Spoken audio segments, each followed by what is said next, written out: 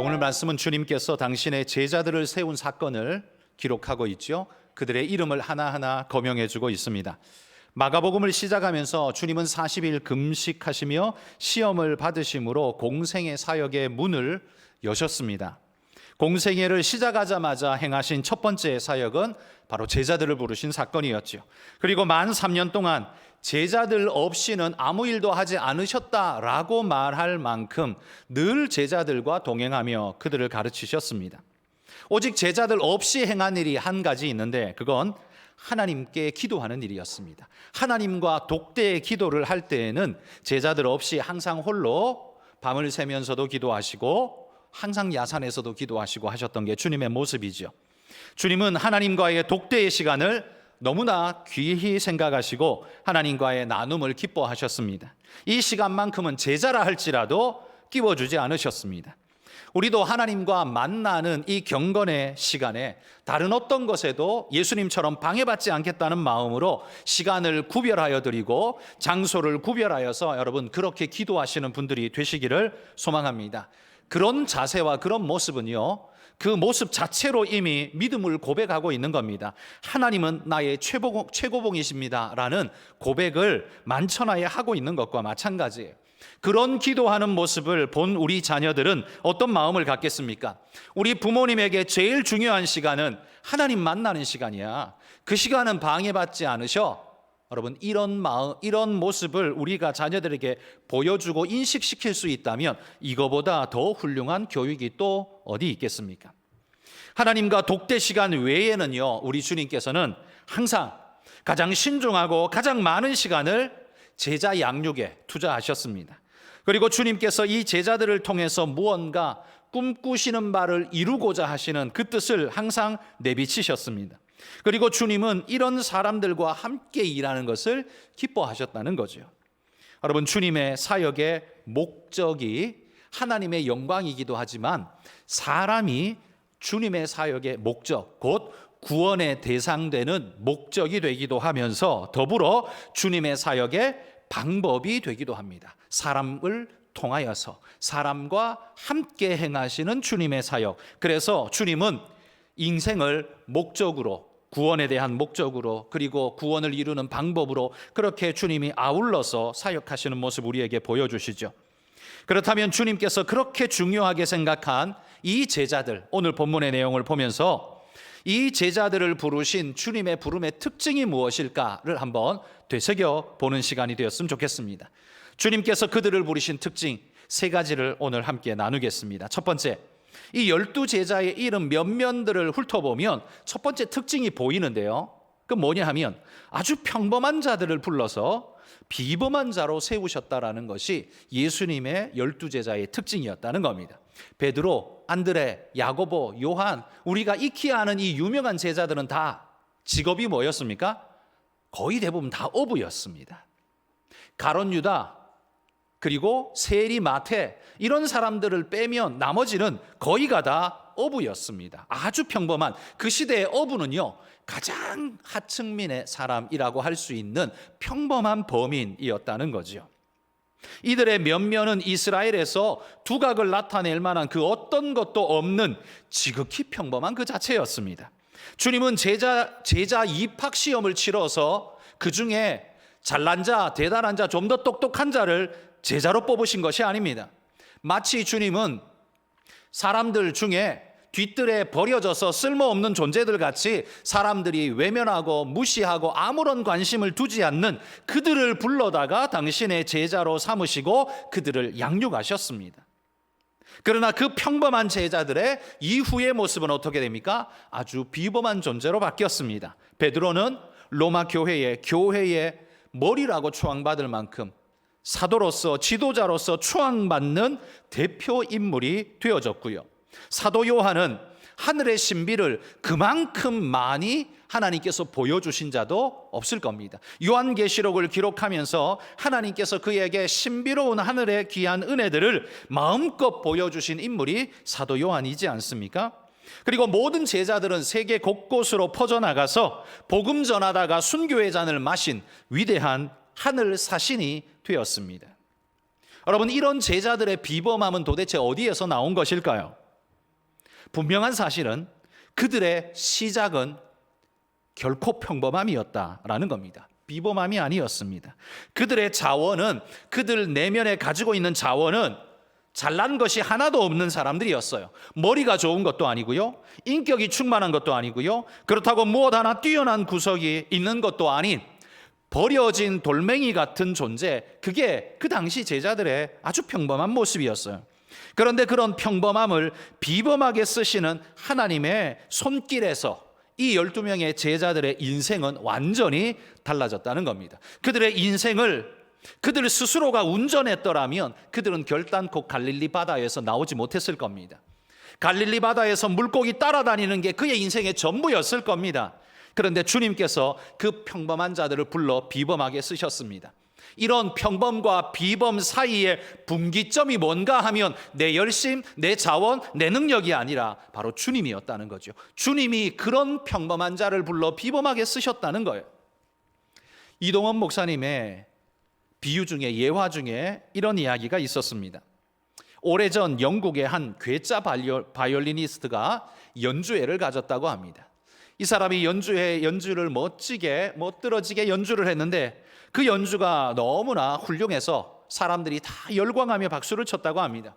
그런데 갑자기 이 연주자가 자기가 연주하던 바이올린을 땅바닥에 집어 던지더니만 발로 막 밟아서 부셔버린 겁니다.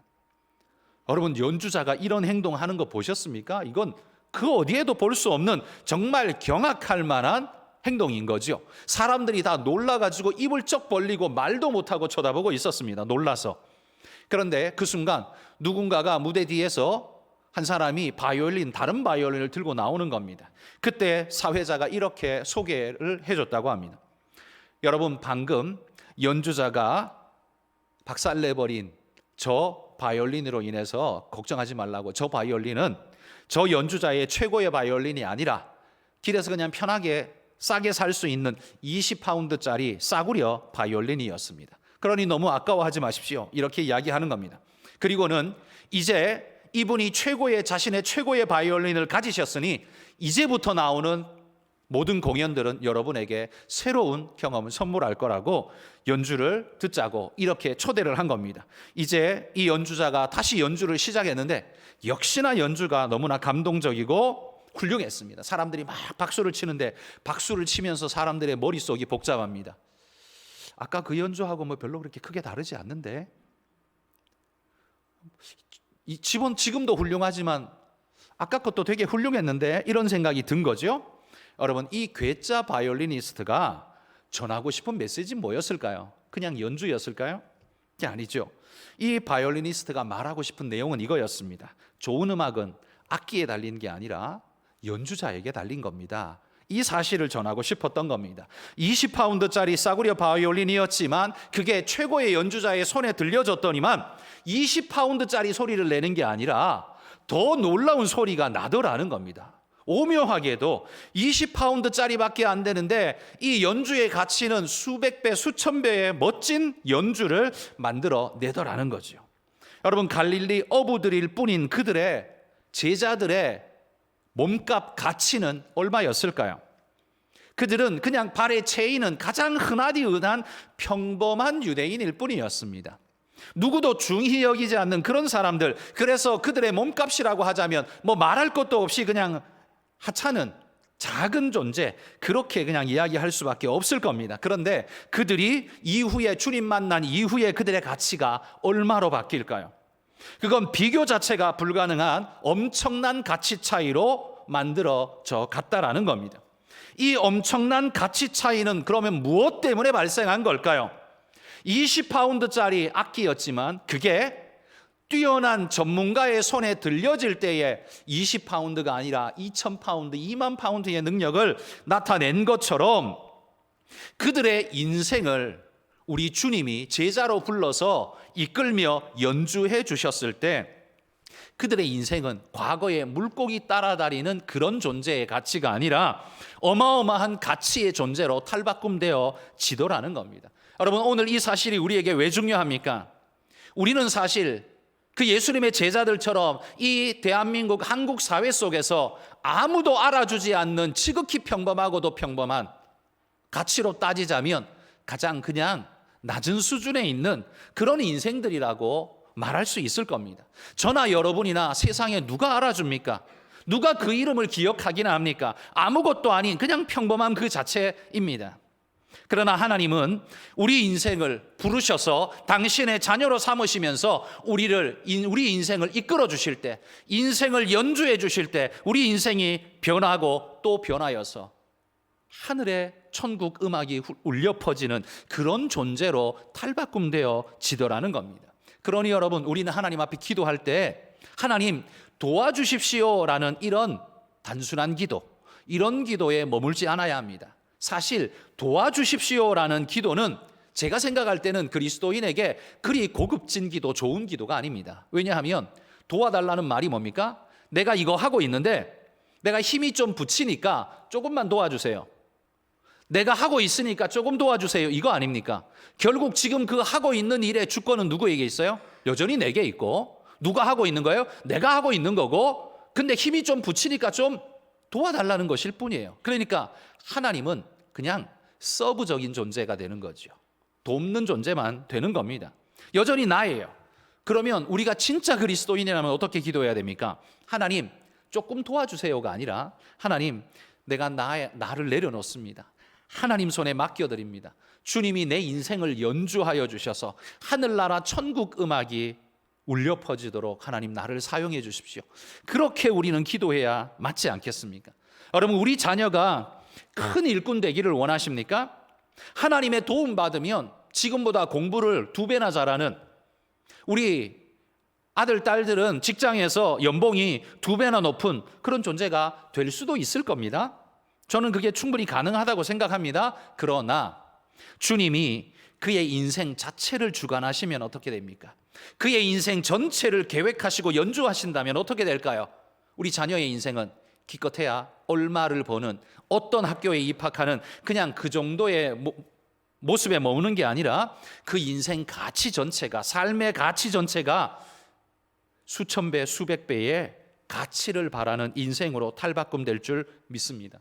여러분, 주님은요 베드로를 물고기, 다른 어부들보다 물고기 2배나 많이 잡는 물고기 어부가 되라, 그렇게 해서 부른 게 아닙니다. 그렇죠? 주님이 모세를 광야에서 부르실 때 미디안의 양물이 양치는 다른 목동들보다 2배나 더 양 잘 쳐라, 그래서 부른 게 아닙니다. 그렇게 부른 게 아니에요. 주님이 그들을 부르실 때는 그들의 존재 본질을 바꾸시고 사명의 길을 깨닫게 하시며 상상하지 못했던 길을 걸어가며 하나님과 함께 하도록 그를 불러 인생 전체를 뒤바꿔 놓으셨다라는 겁니다. 그래서 성경에 광야에 물을 내시고 사막에 길을 내신다는 표현이 있죠. 이게 바로 우리가 주님을 만날 때 일어나는 우리 안의 변화입니다. 광야처럼 메마른 내가, 사막처럼 길이 보이지 않는 내 인생에 하나님께서 물이 솟게 하시고 길을 내어주셔서 어디로 가야 할지를 깨닫게 하시는 하나님의 역사, 이 광야와 사막에 하나님이 내시는 길과 물의 역사는 우리가 주님을 만날 때 일어나는 기적 같은 역사라는 겁니다. 베드로가 주님 만나지 않았으면 갈릴리 바다라는 그 광막한 곳에 그냥 거기에 물고기 쫓아다니는 자로 끝났을 겁니다. 그런데 그의 인생이 주님 만나며 새롭게 디자인되어질 때 인생이 완전히 새로워지는 역사가 일어난 거지요. 결코 불가능할 것 같은 존재를 바꾸셔서 기대할 수 없는 일을 하게 하신 그게 바로 우리 주님의 역사 아닙니까? 그러니 여러분, 내 인생의 승리는 남들보다 연봉이 2배 되는 것, 여러분 이게 우리 인생의 승리가 아닙니다. 남들보다 연봉이 2배 되면 좋겠죠. 저는 여러분들이 그랬으면 좋겠습니다. 그렇지만 그게 우리 인생의 승리를 말하는 건 절대로 아닙니다. 2배나 불어난 연봉이 천사로 내게 작동할지 아니면 내게 마귀같이 작동할지 어찌 압니까? 연봉 2배가 나를 마귀같이 꿰어가지고 나를 더 파멸에 이르도록 만들지 아니면 더 좋게 만들지 알 수 없는 일입니다. 연봉 2배가 나의 인생의 승리는 아니에요. 진짜 승리는 주님을 만나는 것이고 주님이 내 인생을 연주해 주시는 겁니다. 주님이 내 인생을 디자인하시고 연주해 주시고 이끌어 가셔서 내 인생이 그 자체가 향내가 나고 하나님의 아름다운 편지로서의 역할을 하게 된다면 이거야말로 인생의 진짜 승리 아니겠습니까? 여러분, 평범한 우리를 불러 하나님이 비범하게 써주시기를 축복합니다. 그런 평범한 제자를 불러 놀라운 사도가 되게 하셨던 것처럼 평범하디 평범한 우리를 불러 하나님이 놀라운 은혜의 자리에 우뚝 세워주시기를 축복합니다.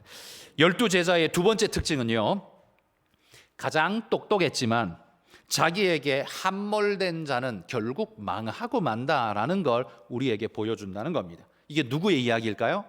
가룟 유다 이야기입니다. 가룟 유다는 주님의 공동체에서요, 회계를 맡았습니다. 돈주머니를 맡았다는 겁니다. 돈주머니를 대체로 누가 맡습니까? 수계산이 빠른 사람이 보통 그걸 맡죠. 수학 잘하는 사람 머리 좋습니다. 저는 인정합니다. 수학 잘하는 사람이 머리 좋다, 그런 것 같아요. 근데 제가 볼 때 예수님의 12제자 중에 누가 제일 머리 좋았을까 하면 저는 단연코 가룟 유다일 거라고 생각을 합니다. 나머지는 다 뭐예요? 그냥 어부들이었어요. 가룟 유다 다음으로 아마 머리가 잘 돌아가는 건 세리 마태 아니었을까 싶습니다. 그 나머지는 전부 어부였으니까 다 뭐 비등비등 했을 것 같고요. 가룟 유다가 아마 머리가 제일 잘 돌아갔을 것 같아요. 머리가 잘 돌아가니까 그 예수님의 마지막 순간에도 은30까지 찾아내는, 그 순간에도 은30을 찾아내는 엄청난 역사를 그는 하지 않습니까? 근데 여러분, 가룟 유다는 왜 주님을 팔았을까요? 그냥 계속 예수님의 제자로 잘 따라가면 될 텐데 왜 주님을 팔았을까요? 저는 가룟 유다가요, 돈이 궁해서 예수님을 은30에 팔았다고는 생각지 않습니다. 그가 나중에 뉘우치고 울면서 성전에다가 은30 집어던지고 했던 사건을 보자면 그가 돈이 궁해서 이런 일을 했던 것은 아닌 것 같다라는 생각이 듭니다. 저는 이렇게 생각합니다. 가룟 유다는요, 열심당이었다고 말하거든요. 이 열심당이란 지금 우리가 이해하기 쉬운 말로 하면 독립투사들이었단 말입니다. 지금 식민지 백성이기 때문에 나라의 국권의 회복을 위해 독립운동하는 독립투사, 그 계파 속에 가룟 유다가 있었다는 거죠. 그러니 그의 인식과 생각들이 어디에 머물러 있었을까는 자명한 사실입니다. 외국의 지배를 극도로 싫어하면서 이스라엘의 선민의식에 완전히 사로잡힌 사람, 그게 열심당들이었는데 가룟 유다는 그 중에 하나였단 말이에요. 그렇다면 이 가룟 유다는 분명 주님을 따르면서 그의 머릿속에는 다른 청사진이 그려져 있었을 겁니다. 로마로부터 해방되어서 우리나라가 어떻게 독립하고 다윗의 나라를 회복할까를 큰 그림 그리고 있었을 겁니다. 예전에는 자신의 힘과 자신의 폭력으로 로마를 좀 무찔러보고 어떻게 해보려고 생각했지만 이게 계란으로 바위치 같다는 것 자기도 압니다. 그런데 예수님 소문 들어보니까 예수님은 어때요?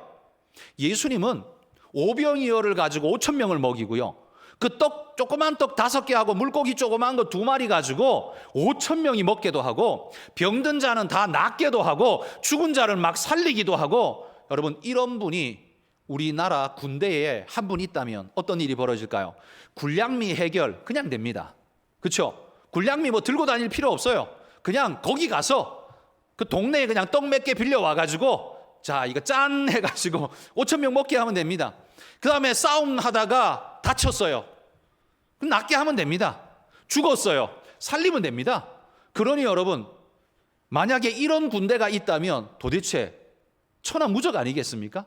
아무리 로마 군대라고 할지라도 이렇게 좀비같이 죽었다가 살아나고 찔렸다가 회복되고 먹을 것도 축축 만들어내, 척척 만들어내고, 이런 군대를 세상에 누가 감당하겠습니까? 그러니 가룟 유다의 계산 속에는요, 이 예수님이 우리 군대에 들어오면 게임 끝났다 라고 생각할 수밖에 없었을 겁니다. 그의 머릿속에는, 계획 속에는 예수님이 목적이 아니라 자신의 목적을 이루는데 예수님은 하나의 부품으로 그렇게 끼어 있는 걸로 그렇게 지금 생각을 하고 있는 거예요.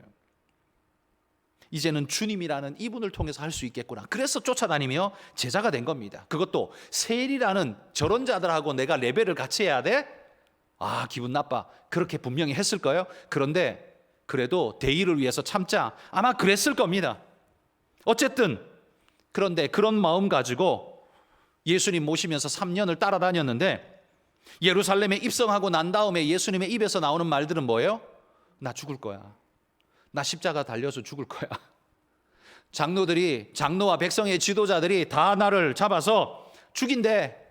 이런 소리나 하고 다니니 가룟 유다 입장에서 이게 얼마나 속이 터질 일입니까? 당신이 지금 그렇게 죽을 일입니까? 당신이 지금 그런 일 하다고 가야 됩니까? 그거보다 더 큰 일을 해야죠. 어떻게 지금 그런 소리나 하고 앉아 있습니까? 아마 그렇게 속을 쳤을 겁니다. 그가 기대했던 건 예루살렘 입성할 때와 같이 수많은 무리들을 규합해서 로마 군대를 대적하고 맞서는 거였습니다. 기적으로 군대를 이끌어서 승리로 이끄는 거였습니다. 이게 열심당이었던 가룟 유다가 꿈꾸는 승리였던 거지요.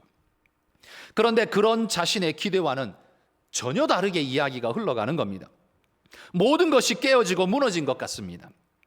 그래서 분노에 가득 찬 마음으로, 실망에 가득 찬 마음으로 스승을 은 30에 대제사장에게 팔아버립니다.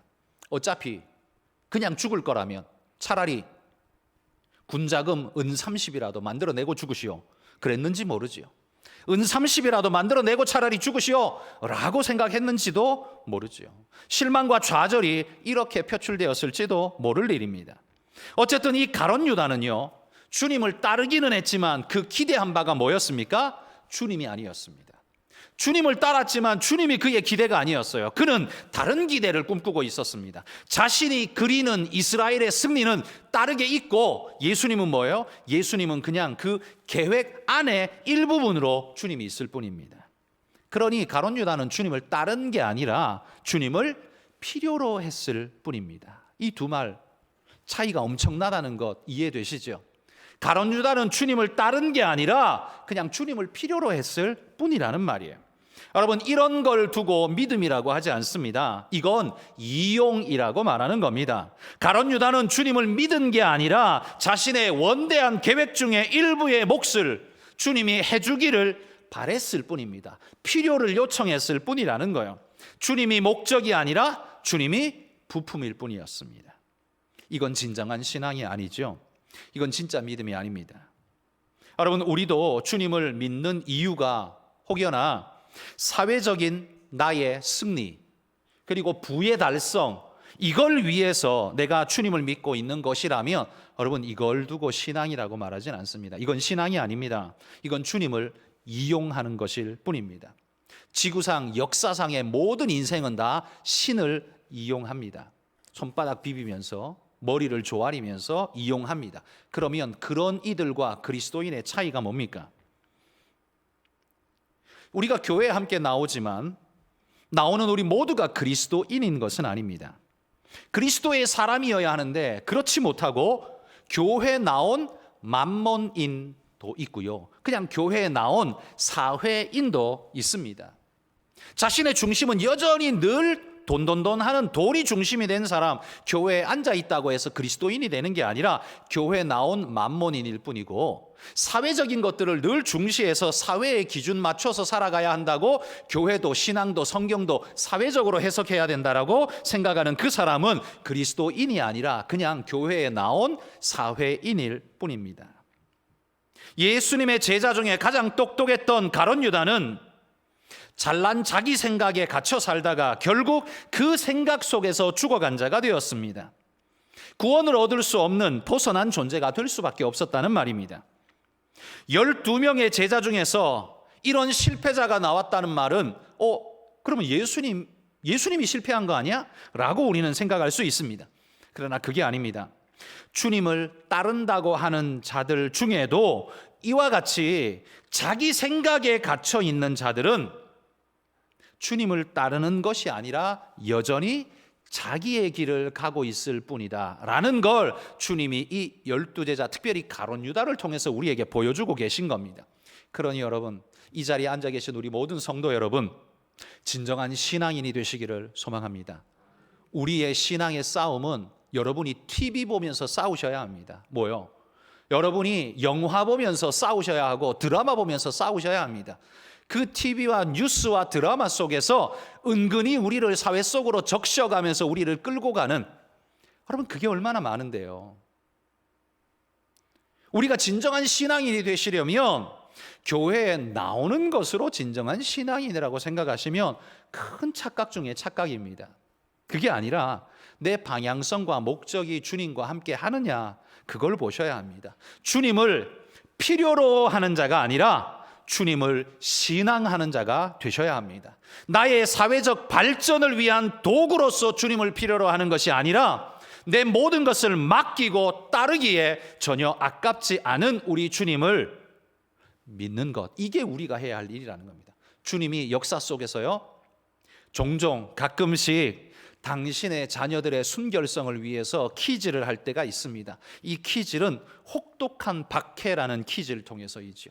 이 박해가 일어나면 시작과 동시에 우르르 사라지는 껍데기가 있고, 그 다음에 날아가는 쭉정이가 있고, 고통과 아픔 속에도 끝까지 살아남는 아주 소수의 신앙인 알곡들이 있습니다. 저는 이 코로나도 하나님께서 그냥 퀴즈라고 말하기에는 너무나 약한 그냥 그런 퀴즈, 시험이라고 생각합니다. 여러분, 우리가 이 코로나 하나도 못 이겨낸다면 나중에 신앙의 극한 어려움이 진짜 찾아올 때 이기겠습니까? 까짓 거 이런 코로나 걸리면 내가 병원 가서 치료받고, 그것도 안 되면 하나님 불러가시면 할 수 없고, 여러분, 그런 마음 가지고 이겨내면서 코로나보다 중요한 건 내 신앙이야, 하나님이야, 나는 예배를 코로나하고 바꿀 수 없어 라고 말할 수 있는 그런 믿음이 여러분 우리 안에 작동해야 하지 않을까요? 그게 진짜 신앙인 아닐까요?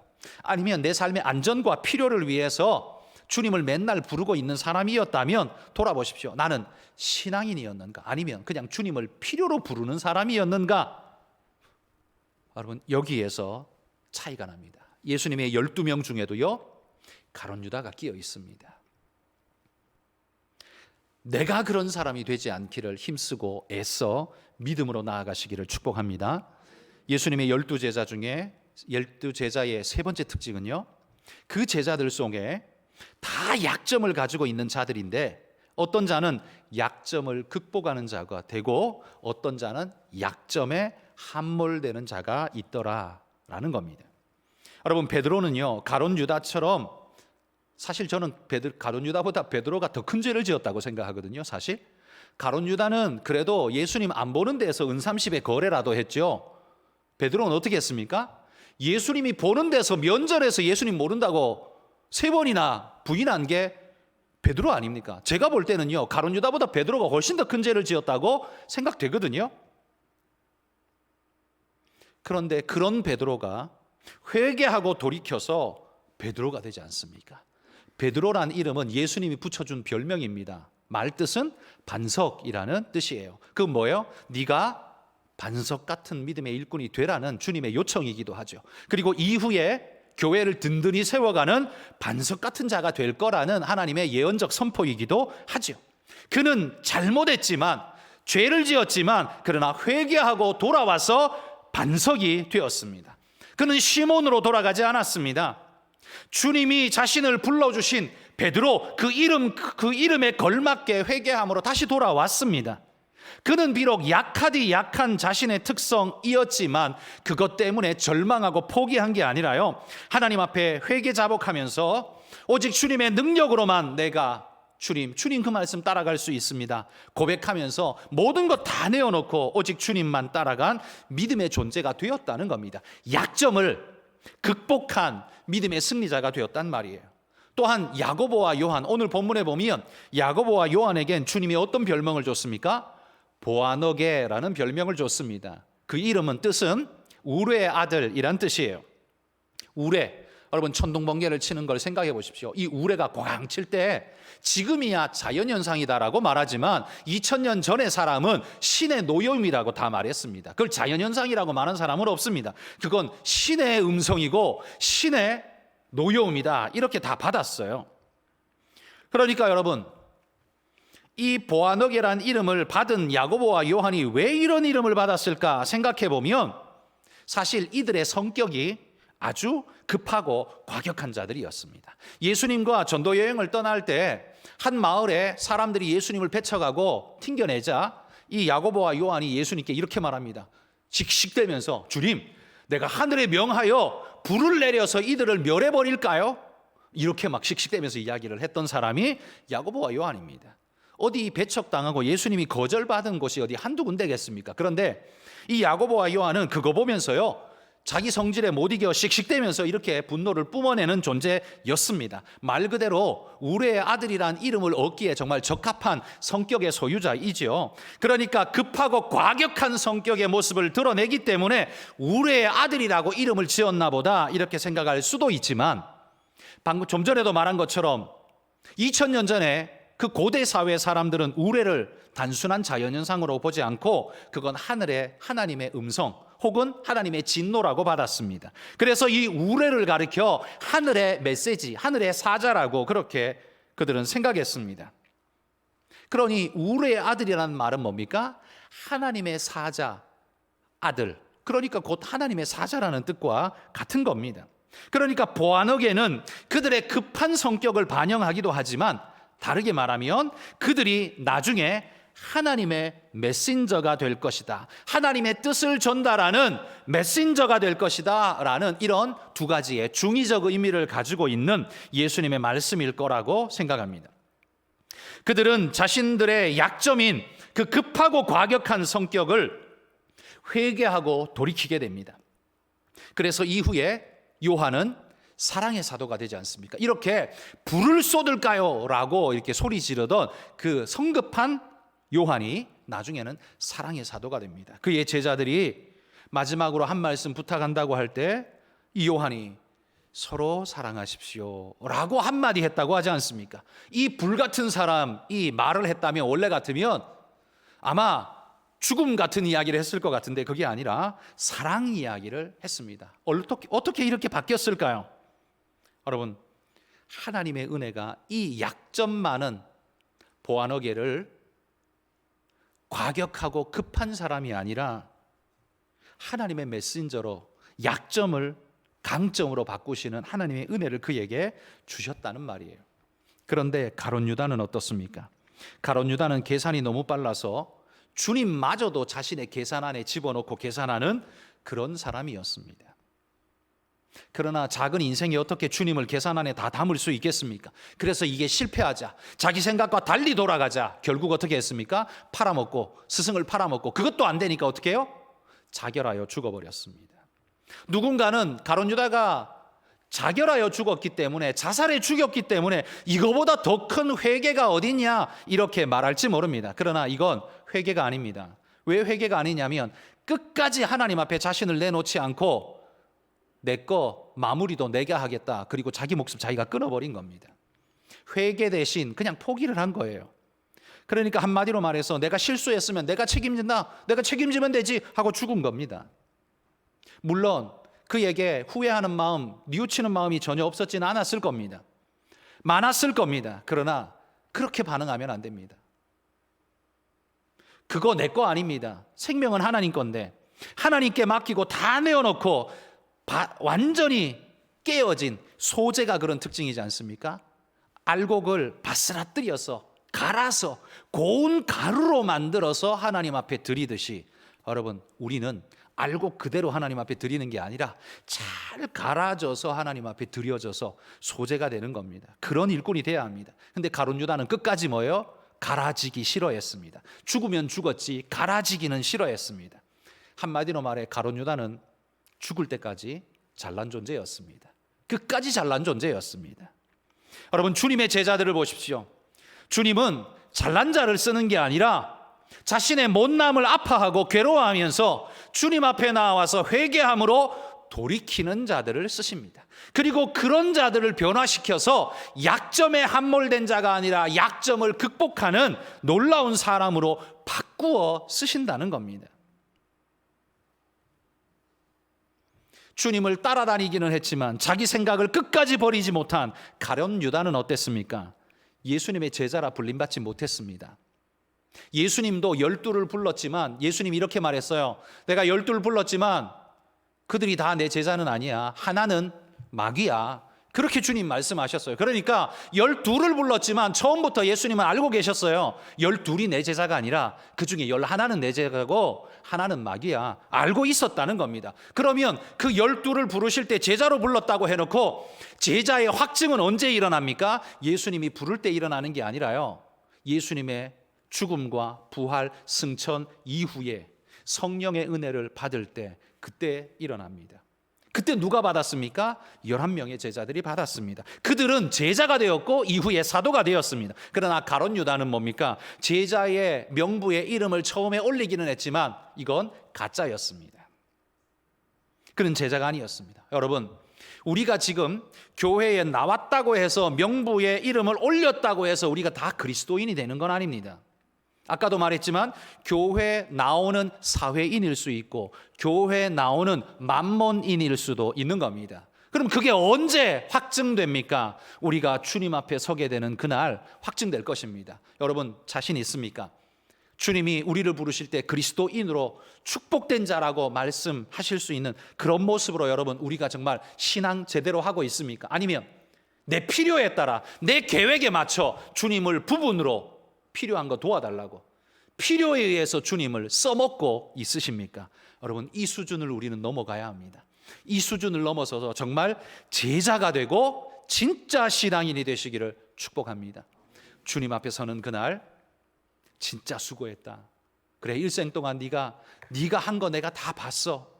그 어려운 거 네가 다 감내하고 눈물을 흘린 거 내가 봤어. 너는 진짜 내 제자야. 너 그렇게 할 때 내가 정말 자랑스러웠어. 너 정말 내 제자야.